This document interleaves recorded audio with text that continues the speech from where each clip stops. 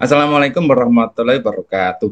Kokurikuler adalah kegiatan yang menunjang pelaksanaan kegiatan intrakurikuler, yang mana kegiatan kokurikuler ini dilaksanakan pada jam-jam efektif atau jam pembelajaran.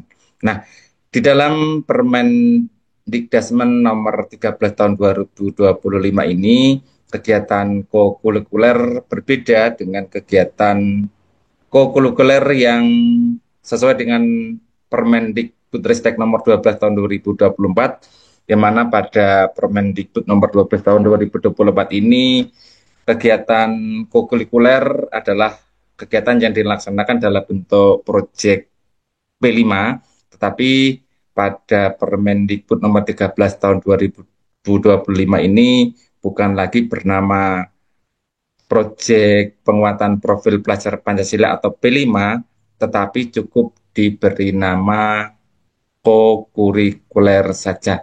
Nah, bagaimana kita melaksanakan dan cara menyusun kokurikuler ini? Mari ikuti video saya sampai dengan selesai.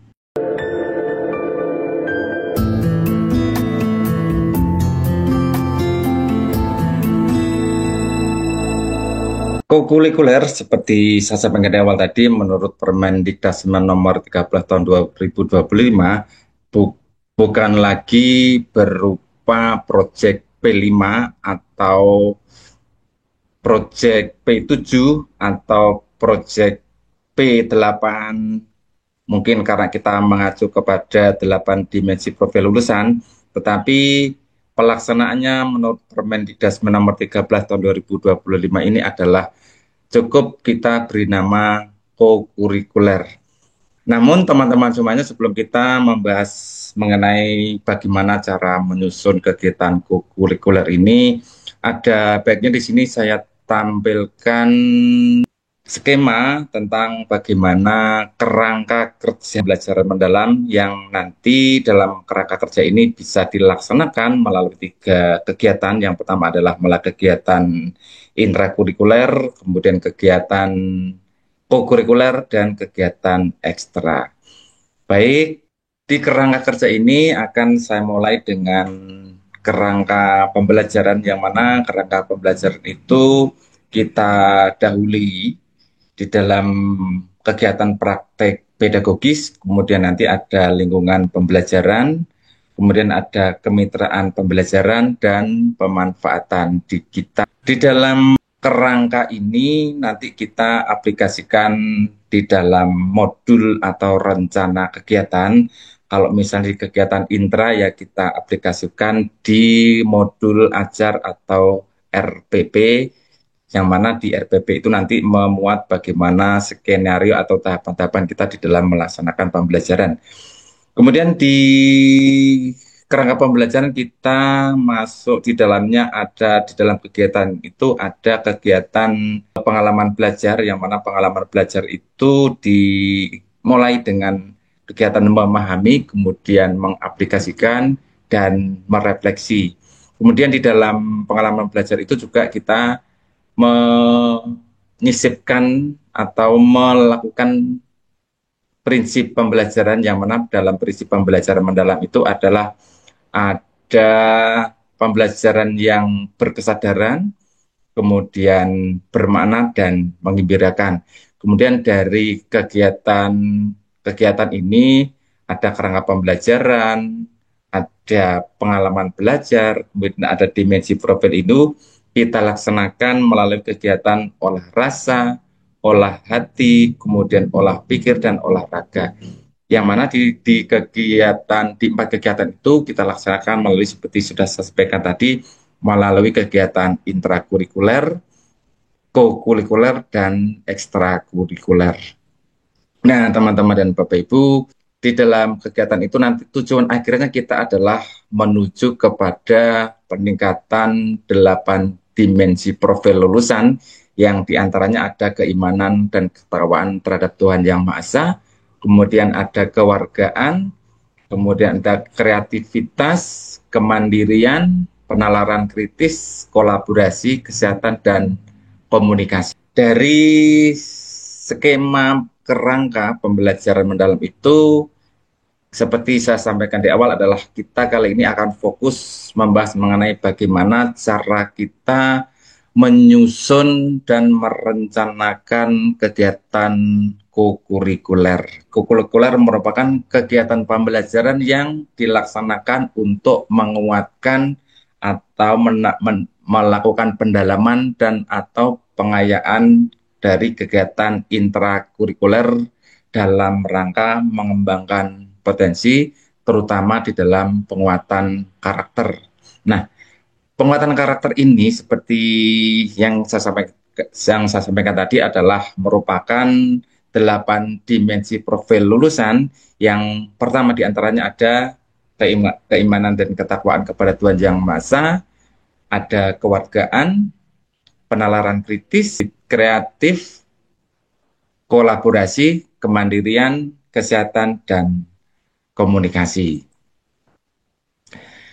Nah, Bapak Ibu, kalau selama ini kita masih terbawa kepada cara berpikir bagaimana kokurikuler itu dilaksanakan di dalam bentuk proyek B5, maka di dalam Permendikbud nomor 13 tahun 2025 ini, kegiatan kokurikuler itu kita laksanakan di dalam bentuk 3 kegiatan. Yang pertama adalah melalui kegiatan pembelajaran kolaboratif lintas disiplin ilmu. Kemudian yang kedua bisa kita laksanakan dengan gerakan 7 kebiasaan anak Indonesia hebat dan atau cara lainnya. Seperti kita ketahui Bapak Ibu, dari 7 kebiasaan anak Indonesia hebat itu bisa nanti kita gunakan melalui bentuk kegiatan kurikuler, yang mana kegiatan 7 KIH itu kita ketahui dimulai dari bangun pagi, kemudian beribadah, berolahraga, makan sehat bergizi, kemudian gemar belajar, dan bermasyarakat, serta tidur cepat. Jadi dari ketiga kegiatan yang kita bisa laksanakan sebagai wujud dari kegiatan kokurikuler itu semuanya adalah untuk memahami, mengaplikasi, dan merefleksi materi terhadap isu atau permasalahan nyata yang relevan bagi peserta didik. Untuk mengetahui bagaimana karakteristik kokurikuler itu, teman-teman dan Bapak Ibu, karakteristik yang pertama dari kokurikuler adalah memiliki tujuan untuk memperkuat 1 atau lebih dari 8 dimensi profil lulusan. Jadi dalam kegiatan kurikuler itu tujuan utama adalah untuk memperkuat 8 dimensi profil lulusan, yang tentu tidak kita bisa ambil ke-8-nya, tetapi kita bisa ambil beberapa saja yang sesuai dengan tema yang nanti akan kita gunakan. Karakter yang kedua adalah mengembangkan tema sebagai muatan pembelajaran yang relevan dengan konteks sosial dan karakteristik murid. Karakteristik yang selanjutnya adalah kita mengalokasikan waktu secara fleksibel mengacu kepada struktur kurikulum yang berlaku. Seperti kita sudah laksanakan melalui penyusunan kurikulum satuan pendidikan, pada struktur kurikulum di sana ada kegiatan intrakurikuler dan kegiatan kokurikuler. Masing-masing sudah mempunyai alokasi yang sudah kita tetapkan, yang mana pelaksanaan dari kokurikuler itu terpisah dari kegiatan intrakurikuler. Jadi kegiatan ko itu sudah mempunyai alokasi waktu tersendiri.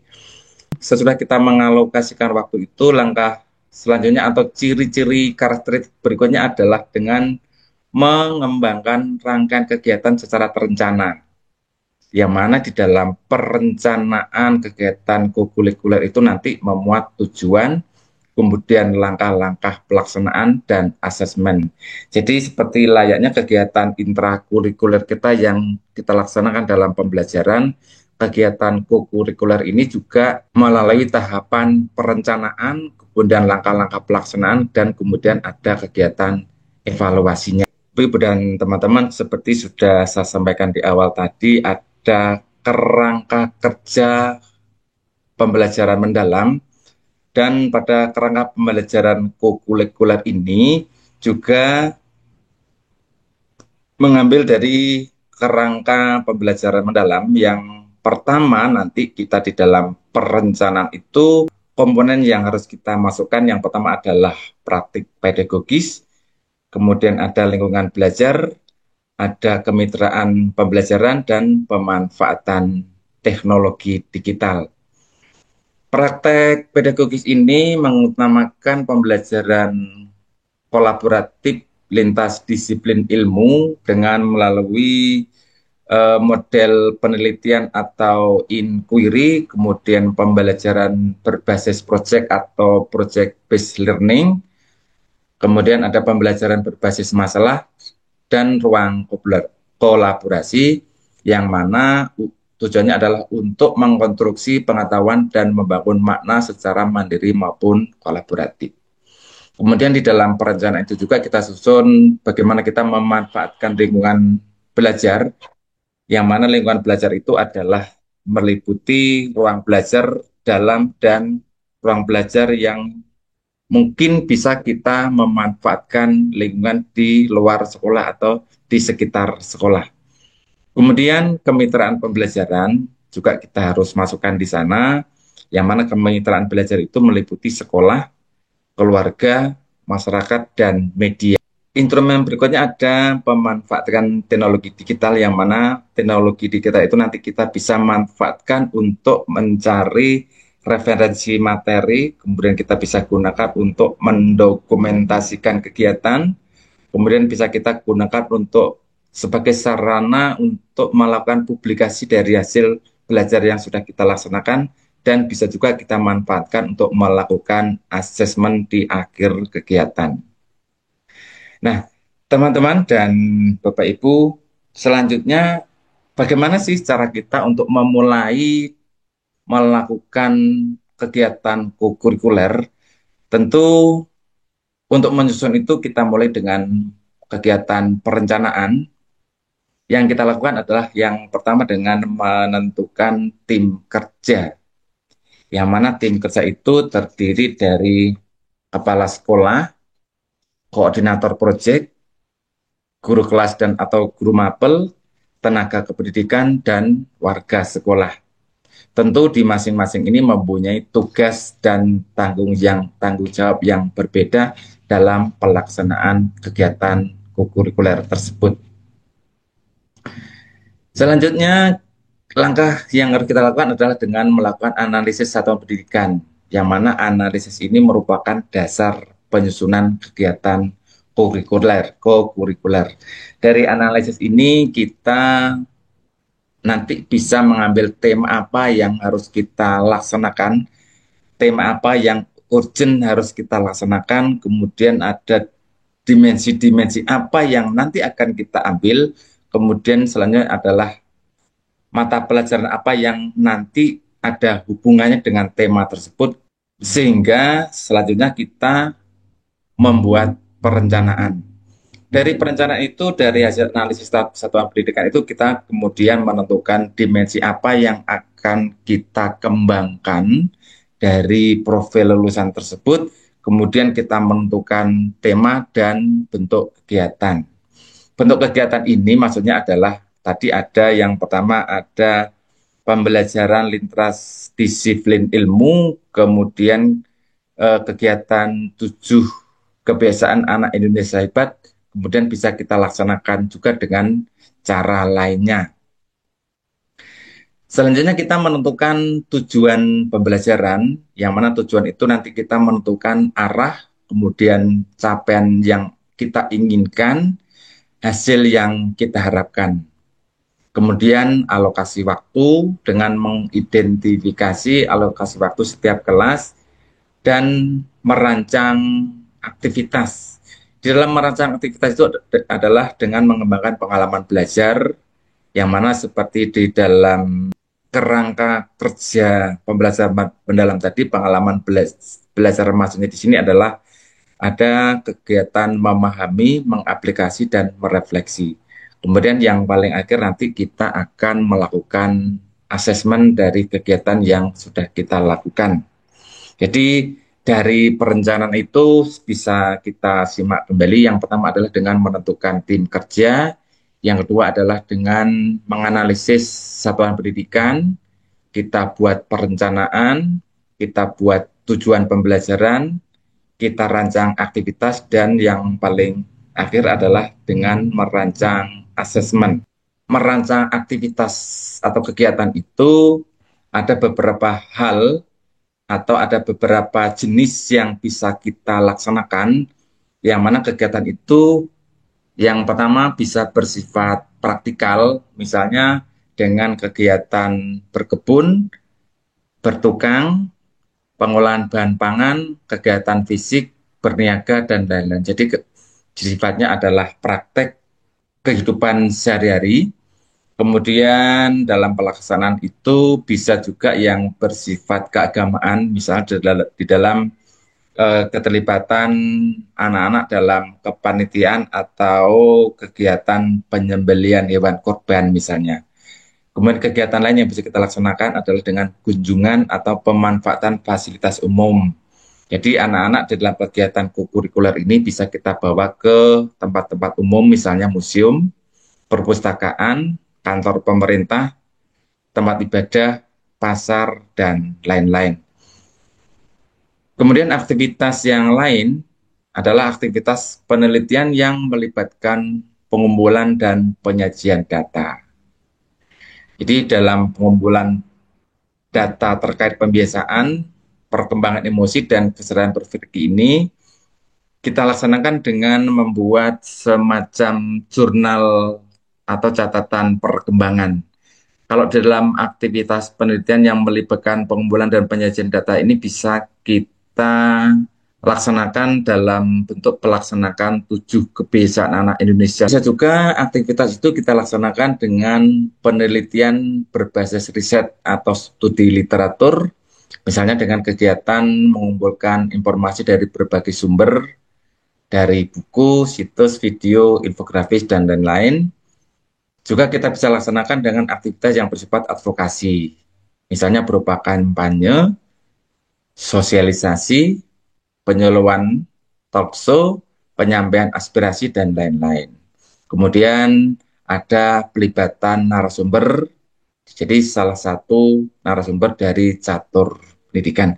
Jadi bisa kita lihat kembali aktivitas-aktivitas atau bentuk-bentuk aktivitas yang mungkin bisa kita laksanakan dalam melaksanakan kegiatan kurikuler di sekolah itu, bisa kita laksanakan dengan kegiatan yang bersifat praktikal, keagamaan, kunjungan di tempat fasilitas umum, aktivitas penelitian, kemudian penelitian berbasis riset dan studi literatur, aktivitas yang bersifat advokasi, dan pelibatan narasumber. Nah, tentu dari rancangan dan bentuk kegiatan itu hal yang penting kita perhatikan adalah dengan membuat tema apa yang nanti kita akan gunakan di dalam memilih dan melaksanakan bentuk kegiatan dari kurikuler tersebut. Beberapa referensi yang bisa saya sampaikan di sini ada Generasi Sehat dan Bugar, Peduli dan Berbagi, Aku Cinta Indonesia, Hidup Hemat dan Produktif, Berkarya untuk Sesama dan Bangsa, Gaya Hidup Berkelanjutan, Lingkungan Sehat Aku Kuat, dan tema-tema lainnya.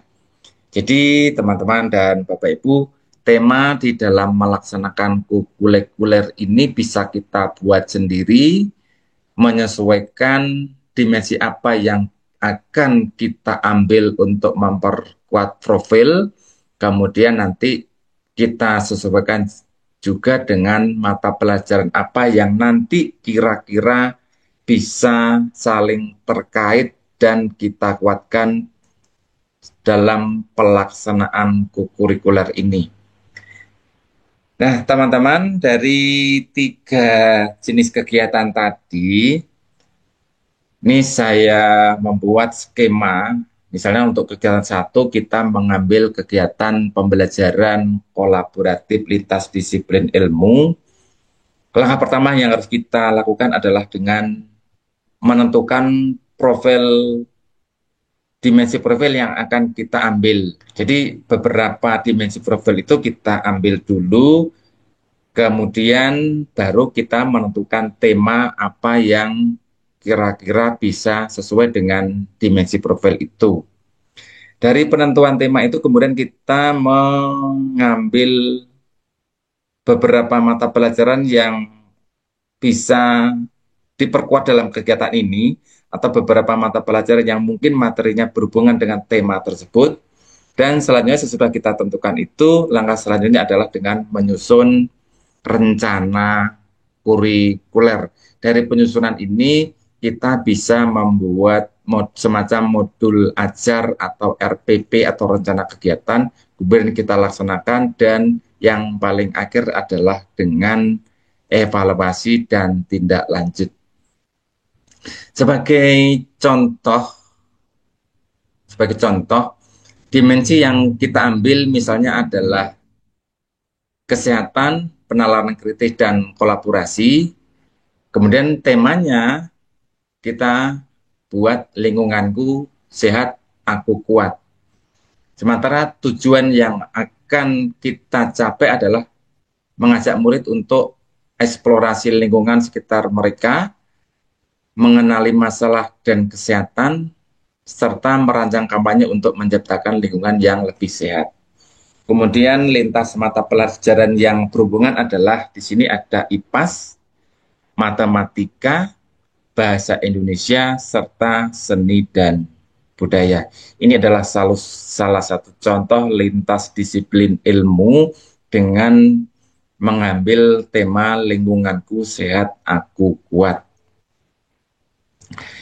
Nah, dari tema tersebut, teman-teman dan Bapak Ibu, yang materi yang berhubungan dengan mata pelajaran di sini ada 4. Dari kegiatan itu, untuk mata pelajaran IPAS adalah mengamati kondisi lingkungan di sekitar rumah atau satuan pendidikan, mengidentifikasi jenis-jenis sampah, serta memahami pengaruh lingkungan terhadap kesehatan. Kemudian di matematikanya, anak melakukan kegiatan belajar mengumpulkan dan menyusun data dalam bentuk tabel, grafik batang, atau diagram lingkaran sederhana. Kemudian untuk mata pelajaran bahasa Indonesia, anak mengolah hasil pengamatan data tersebut menjadi sebuah laporan atau narasi, serta menuliskan pesan kampanye kebersihan dan kesehatan. Kemudian untuk seni budaya, sebagai penerapan keterampilan dan mengembangkan kreativitas digunakan untuk mendesain poster, brosur, atau media visual lainnya. Jadi, satu kegiatan bisa memperkuat beberapa mata pelajaran. Jika kita memilih bentuk kegiatan yang kedua, yaitu dengan fokus pada gerakan 7 kebiasaan anak Indonesia hebat, bisa kita mulai juga dari memilih dimensi profil lulusan apa yang kira-kira nanti akan kita ambil. Kemudian sama, kita menentukan tema. Dari penentuan tema itu, kita menentukan pembiasaan pelaksanaan 7 KIH. Jadi dari bangun tadi sampai seterusnya kegiatan berkegiatan sampai dengan kembali tidur cepat itu, sesudah itu kita menyusun perencanaan. Kita laksanakan dan kita evaluasi. Implementasi 7 KIH dapat dilakukan dalam berbagai bentuk aktivitas yang menggembirakan, seperti jurnal kebiasaan harian, tantangan kelas mingguan, kampanye kebiasaan baik, turun ke lapangan, wawancara dengan tokoh masyarakat atau tokoh agama, riset hingga aksi kolaboratif antar kelas atau antar tingkat. Nah, pelaksanaannya yang pertama bisa kita laksanakan atau bisa kita mulai dengan membangun kesepakatan antara guru dan wali murid, karena pembiasaan 7 anak Indonesia hebat ini selain di sekolah tentu melakukan kegiatan-kegiatan di dalam keluarga dan masyarakat. Kemudian melaksanakan kebiasaan dan melakukan monitoring serta melakukan pembahasan secara berkala hasil evaluasi dan kebiasaan yang dilakukan. Jadi kita buat semacam angket-angket yang nanti bisa kita melibatkan orang tua di dalam memantau kegiatan anak itu selama di rumah, dan untuk kegiatan di sekolah tentu dari guru yang memantau pelaksanaan atau anak-anak dalam berkegiatan. Kemudian yang ketiga adalah dengan melakukan diseminasi dan advokasi dengan memberikan materi-materi penting dan berinteraksi dengan praktisi maupun narasumber terkait dengan kebiasaan. Yang terakhir adalah dengan membangun kemitraan. Contoh kegiatan ketiga dengan cara lainnya sama. Jadi kita mulai dengan menentukan dimensi profil apa yang akan kita ambil. Kemudian langkah berikutnya sesudah kita ambil itu, kita menentukan nilai-nilai kekhasan program unggulan sekolah atau kebijakan pemerintah setempat dan lainnya. Jadi isu apa yang urgent untuk kita garap di situ kita ambil. Kemudian sesudah itu kita menentukan tema. Sesudah tema rumuskan, kemudian kita menyusun perencanaan kurikuler, penyusunan kegiatan, skenario pelaksanaan kegiatan, kemudian kita laksanakan dan kita evaluasi dan tindak lanjut. Pelaksanaannya adalah dengan mengacu kepada keunikan lokal, nilai khas satuan pendidikan, potensi yang berkembang di masyarakat sekitar, dan kekayaan budaya atau sosial di daerah tersebut. Jadi dengan cara lainnya itu, kegiatan yang kita garap adalah berupa keunikan lokal, nilai khas satuan pendidikan, bisa juga potensi yang berkembang di masyarakat, dan kekayaan budaya atau sosial daerah tersebut. Ini adalah dengan kegiatan cara lainnya. Misalnya, satuan pendidikan dapat menyelenggarakan kelas membatik, belajar permainan tradisional, praktek bertani, atau berkebun sebagai bagian dari upaya melestarikan warisan lokal sekaligus menanamkan kecintaan terhadap lingkungan dan budaya sendiri. Jadi dari tiga kegiatan itu, yang pertama tadi adalah lintas disiplin ilmu, kemudian dengan pembiasaan 7 kebiasaan anak Indonesia hebat, kemudian cara lainnya masing-masing mempunyai yang berbeda. Nah, teman-teman dan Bapak Ibu, di sini saya tampilkan untuk kegiatan kurikuler itu satuan pendidikan di dalam 1 semester atau dalam 1 tahun itu tidak harus mengambil satu jenis kegiatan. Misalnya kegiatan lintas disiplin ilmu kita pakai seterusnya di dalam 1 semester, tidak. Tetapi bisa berganti menyesuaikan alokasi waktu atau jenis kegiatan yang kita laksanakan. Misalnya di dalam perencanaan atau di dalam beberapa pertemuan awal kita dengan mengambil jenis kurikuler cara lainnya dengan dimensi lulusan yang kita sasar adalah kewargaan dan komunikasi, temanya sekolah anak, dengan mata pelajaran yang terkait misalnya pendidikan Pancasila dan bahasa Indonesia dengan alokasi waktu 30 JP. Nah, sesudah 38 JP ini kita bisa mengambil dengan cara atau kegiatan kurikuler pembelajaran kolaboratif lintas disiplin ilmu misalnya.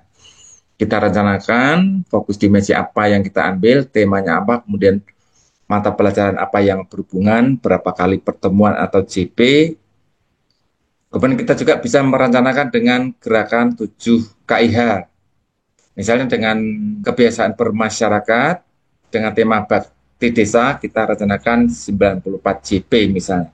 Jadi kegiatan pelaksanaan kurikuler ini kita bisa menggunakan dari 3 kegiatan yang bergantian, tidak harus satu kegiatan saja yang kita laksanakan di dalam 1 semester misalnya. Jadi kita sesuaikan dengan kondisi sekolah dan lingkungan yang ada di sekitar sekolah. Ini saya sampaikan kurikuler pembelajaran kolaborasi lintas disiplin ilmu jenjang satuan sekolah dasar, dimulai dengan fokus dimensi yang diambil adalah kesehatan, kolaborasi, dan komunikasi. Tema yang diambil adalah lingkunganku sehat, aku kuat. Tujuannya adalah murid mampu mengamati kondisi lingkungan sekitar dan membuat poster ajakan hidup bersih. Bentuk aktivitasnya adalah dengan observasi lingkungan satuan pendidikan, diskusi kelompok, membuat poster kampanye hidup bersih. Dan mata pelajaran yang terkait adalah IPAS, Bahasa Indonesia, Seni Budaya, dan Pendidikan Pancasila. Untuk alokasi waktu ini kita bisa sesuaikan sendiri. Nah, jadi dari skenario ini nanti kita laksanakan dengan membuat perencanaan berupa modul atau RPP, kemudian kita laksanakan dan evaluasi. Nah, sesudah kita rencanakan, kita laksanakan, kegiatan akhir adalah dengan asesmen, teman-teman dan Bapak Ibu, yang mana asesmen ini ada dua, yaitu asesmen formatif dan asesmen sumatif.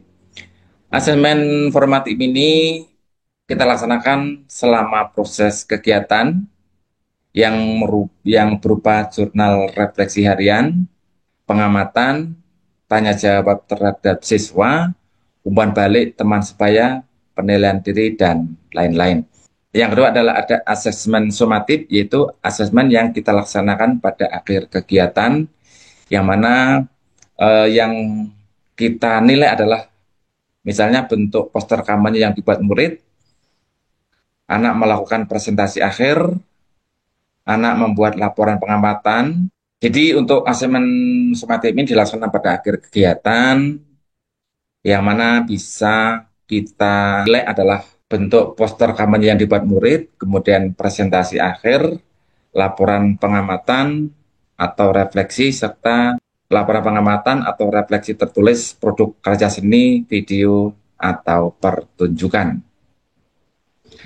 Nah, untuk format observasi itu bisa kita gunakan misalnya seperti ini adalah penilaian formatif dengan teknik observasi. Bisa kita membuat kolom nama murid, kemudian catatan guru, penalaran kritis, dan komunikasi ini adalah dimensi yang kita ambil. Jadi berupa catatan anekdot guru pada masing-masing siswa. Nah, untuk penilaian sumatif itu berupa penilaian kinerja dengan instrumen rubrik. Misalnya di sini ada nama murid, kemudian ada dimensi yang kita ambil. Di sini ada penalaran kritis dan komunikasi dengan instrumen sangat baik, baik, cukup, dan kurang. Sementara komunikasi dengan kriteria sangat baik, baik, cukup, dan kurang. Nah, indikator dari masing-masing dimensi itu bisa kita rumuskan di sini. Bagaimana kita menilai dengan sangat baik, ada indikator-indikator atau kriteria-kriteria yang kita buat dari sangat baik, baik, cukup, dan kurang dari masing-masing dimensi yang kita ambil. Ini penalaran kritis, kemudian aspek yang dinilai, kemudian kriteria yang kita nilai, kemudian untuk dimensi komunikasi dengan aspek yang dinilai adalah menyampaikan gagasan, kriterianya adalah masing-masing kita berikan deskripsinya. Bagaimana kita membuat laporan yang nantinya kita tuliskan di rapot siswa, misalnya nama putra dari penalaran kritis mendapat kriteria baik, kemudian dari komunikasi mendapat kriteria cukup, maka di sini adalah ada deskripsi yang kita buat. Nah, kemudian realisasinya pada rapot yang akan kita bagikan, misalnya dengan membuat deskripsi Ananda Putra sudah baik dalam penalaran kritis dan mampu menjelaskan 3-5 interaksi antar komponen-komponen yang membentuk ekosistem dan masih perlu berlatih dalam mengkomunikasikan gagasan. Ini ada 3 alternatif deskripsi yang mungkin kita berikan untuk menilai atau memberi gambaran deskripsi dari kegiatan kurikuler untuk siswa yang bernama Putra tersebut. Nah, teman-teman dan Bapak Ibu, demikian yang bisa saya sampaikan, mudah-mudahan bermanfaat dan apabila ingin menambahkan dan ada sesuatu yang ingin disampaikan, silakan tulis di kolom komentar dalam video ini. Demikian, terima kasih. Assalamualaikum warahmatullahi wabarakatuh.